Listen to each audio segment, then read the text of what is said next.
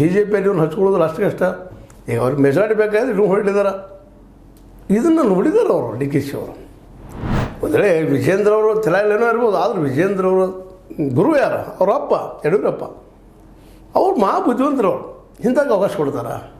ಮಾರೇ ಈ ನಾಯಕಾಗಿ ಬೆಳೀತಾ ಇದ್ದಿ, ಇನ್ನೊಂದು 5 ಬಿಟ್ಟು 10 ವರ್ಷ ನಾಯಕಾಗಿರು, ನಾಳೆ ಅವಕಾಶ ಕೊಡೋದು ಅಧ್ಯಕ್ಷರಿಗೆ ನೀನು ಇಟ್ಕೊಂಡು ಹೋಗು ಅಂತ ಅವ್ರು ಸಲಹೆ ಕೊಡೋದು ಇರ್ತಾರ. ಅಷ್ಟು ದಡ್ಡದಾರ ಅವರು. ರಾಜಕೀಯ ಪ್ರಬುದ್ಧತೆ ಇದೆ. ಯಾಕಂದ್ರೆ BJP ಇವತ್ತು ಕಾಂಗ್ರೆಸ್ 136-40 ಮಂದಿ ಇದ್ದಾರೆ.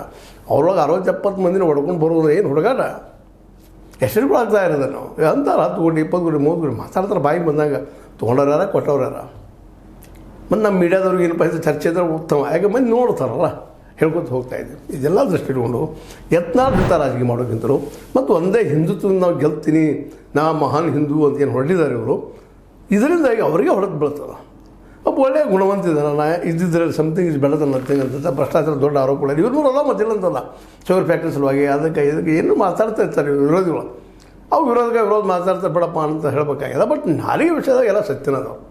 ಎಲ್ಲರ ವಿರುದ್ಧ ವಿಜಯಪುರದಲ್ಲಂತೂ ಎಲ್ಲರ ವಿರುದ್ಧ ಆ ಲಿಂಗಾಯತ ಎಲ್ಲರ ಜೊತೆ ಎಲ್ಲರ ವಿರುದ್ಧ ಇರೋದನ್ನ ಕಾಳಗ ಅತಿ ಹಿಂದುತ್ವ ವಾದ ಮಾಡ್ತಾರೆ. ಮಾಡಲಿ, ಹಿಂದುತ್ವವನ್ನು ಗೌರವಿಸಲಿ, ಬಟ್ ಇನ್ನೊಬ್ಬರ ಆತ್ಮಗೌರವವನ್ನು ಗೌರವಿಸ್ಬೇಕಾಗ್ತದೆ.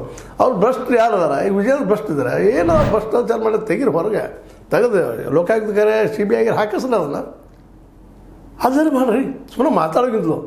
ಏನು ಡಾಕ್ಯುಮೆಂಟ್ಸ್ ತಗೋಪ್ಪ ನಿಮ್ಮ ಕಡೆ ಬಂದರೆ CBIಗೆ. ಮತ್ತು CBIಯಲ್ಲಿ ಸೆಂಟ್ರಲ್ದಾಗ ಇದಿಲ್ಲ, ನಿಮ್ಗೆ ವಿಶ್ವಾಸ ಇಲ್ಲ ಲೋಕಾಯುಕ್ತ ಮೇಲೆ. ಆಲ್ರೆಡಿ DK ಶಿವಕುಮಾರ್ ಆದಂಥ CBI ನೀವು ಅದನ್ನು ಪ್ರಮೋಟ್ ಮಾಡಿ CBIನ ತನಿಖೆ ಮಾಡಿ ಬೆನ್ನ ಹತ್ತಿದ್ರಿ. ಆ ದಿವಸ ವಿಜೇಂದ್ರನ ಹೋಗಿ ಕೂಡಿಸ್ತದ್ರಾಗ ಯಡಿಯೂರಪ್ಪನ ಹೋಗಿ ಕೂಡಿಸ್ರಿ. ಅವ್ರ ಮೇಲೆ ಆರೋಪಗಳಿದ್ದಾವೆ.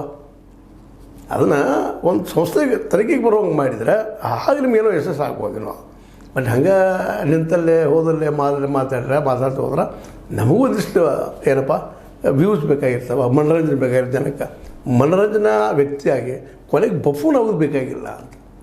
ಆಲ್ರೆಡಿ ಬಫೂನ್ ವ್ಯಕ್ತಿತ್ವನ ಮುಸ್ಲಿಮ್ರಲ್ಲಿ ಪಡ್ಕೊಂಡ್ಬಿಟ್ಟಿದ್ದೀವಿ ನಾವು. ಹಂಗೆ ಮಾತಾಡ್ತಾರೆ ಬಿಟ್ಟರೆ ಅವ್ರಿಗೆ ಹೆಚ್ಚಿರ ಅಂತೇಳಿ ಅದು ಆಗಬಾರ್ದಾಗ್ಯದ. ಒಬ್ಬ ಒಳ್ಳೆಯ ನಾಯಕ ಇದ್ದಿದ್ರಲ್ಲಿ ಪ್ರಾಮಾಣಿಕ ಉಳಿದವ್ರಿಗೆ ನೋಡಿದಾಗ ಕಂಪೇರ್ ಮಾಡಿದಾಗ ಇಲ್ಲೂ ಅದು ಅವ್ರನ್ನ ಇವರು ಏನೋ ಪೂರ್ತಿ ಪ್ರಾಮಾಣಿಕ ಹೇಳ್ತಾ ಇಲ್ಲ. ಆದ್ರೆ ಅವ್ರು